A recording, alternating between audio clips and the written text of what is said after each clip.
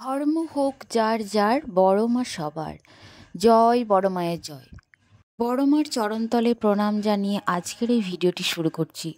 নমস্কার সকল দর্শক ও শ্রোতা বন্ধুদের, আমার চ্যানেলের পক্ষ থেকে সকলকে স্বাগত জানাই। আশা করছি ঈশ্বরের আশীর্বাদে আপনারা সকলেই ভালো আছেন, আমিও বেশ ভালো আছি।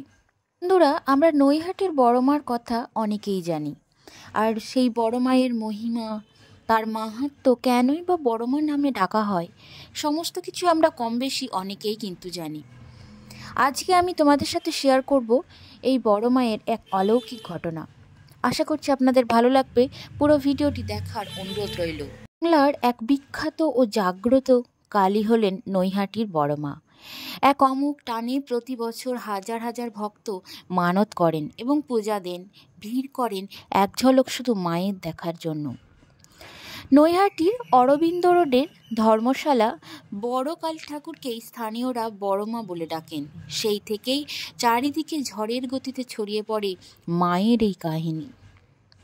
পুরাণ মতে কালীর রয়েছে বিভিন্ন রূপ, কোথাও শ্যামা পূজা, কোথাও শ্মশান কালী, কোথাও বা চামুণ্ডা কালী রূপে পূজিত হন। দেবীর বিভিন্ন রূপ বহু জায়গায় বহু নামে আরাধনা করা হয়। কালী পুজোয় দক্ষিণেশ্বর, ঠনঠনিয়া থেকে লেকবাড়ি, তারাপীঠ, কামাখ্যা, কালীঘাট থেকে শুরু করে বাংলার বিভিন্ন প্রান্তে কালী মন্দিরে দীপান্বিতা অমাবস্যার বিশেষভাবে পূজার আয়োজন করা হয়। থেকে প্রায় 100 বছর আগে ভবেশ চক্রবর্তী ও তার 4 বন্ধু মিলে নবদ্বীপে ভাঙা রাস দেখতে যান। সেখানে গিয়ে বড় বড় মূর্তি দেখে তাদের চোখ ধাঁধিয়ে ওঠে। বিস্মৃত হয়ে বড় বড় মূর্তি দেখে নৈহাটিতে একটি রক্ষাকালী মূর্তিকে বিশালাকার মূর্তি গড়ার পরিকল্পনা করেছিলেন। কথিত আছে এই পুজো ভবেশ চক্রবর্তী স্থাপন করেছিলেন। আর এই নৈহাটির বাসিন্দা ভবেশ চক্রবর্তীর হাত থেকেই শুরু হয়েছিল এই পূজার। নবদ্বীপ থেকে পরিদর্শন করে সেখান থেকে আসার পর প্রতিমার মহিমা প্রত্যক্ষ করার পর একটি তিনি স্বপ্ন দেখেছিলেন। অনুপ্রাণিত হয়ে তিনি নৈহাটিতে ফিরে আসেন এবং তিনি মনস্থির করেন যে উঁচু প্রতিমা বানিয়ে তারাও এই কালী পুজো করবেন। কথিত আছে এই পুজো ভবেশ চক্রবর্তী স্থাপন করেছিলেন, তাই এই দেবীকে ভবেশ কালীও বলা হয়। প্রথমে সকলেই ভবেশ কালী বলে ডাকতেন, কিন্তু তারপরে বিশালাকার মূর্তিকে বড় মা বলে ডাকা হয়। কেনই বা বড় মা বলে ডাকা হয়, আসুন এবার জেনে নেব। মায়ের এক বিশাল মূর্তি, চোখ যেন প্রখর তেজ, সামনে দাঁড়ালেই ভক্তিতে মাথা ঝুঁকিয়ে আসে।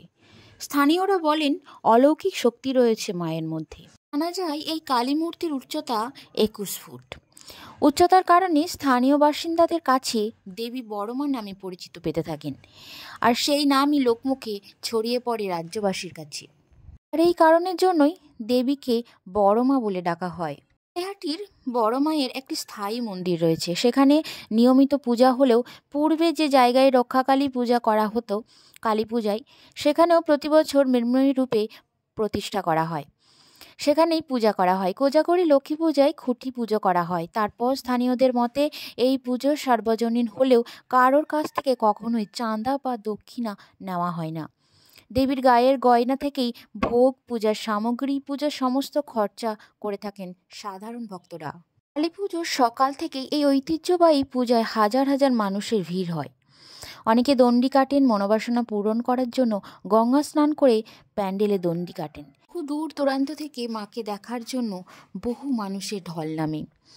নৈহাটির বড় মায়ের গায়ে গয়না দেখলে অবাক হওয়ার মতো, কারণ গোটা মূর্তিই সোনার উপর বিভিন্ন আকারের গয়নাই মোড়া থাকেন মা। শোনা যায় বড় মা সোনা ও রূপো ছাড়া আর কোনো ধাতুর অলঙ্কার পরেন না, তাই ভক্তরাই মনোবাসনা পূরণ করার জন্য বিভিন্ন সময় সোনা ও রূপোর গয়না মানত দিয়ে থাকেন মাকে।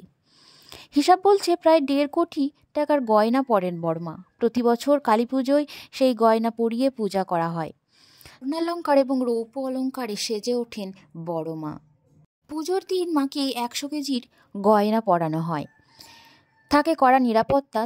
বড় মার পূজা শুরু না হলে নৈহাটির কোনো পূজাই শুরু হয় না। একদিন নয়, টানা 5 দিন ধরে চলে বড় মার এই উপাসনা। নিরঞ্জনের দিন দেবী মূর্তিকে ফুলের সাজে সাজিয়ে গোটা এলাকায় বিশাল শোভাযাত্রার আয়োজন করা হয়। স্থানীয়দের মতে বড় মায়ের বিসর্জন না হওয়া পর্যন্ত নৈহাটির অন্য কোনো কালী মূর্তিকে বিসর্জন করা যায় না। ভক্তদের বিশ্বাস, মন থেকে মায়ের কাছে কিছু চাওয়া হলে মা নাকি কাউকে ফেরায় না।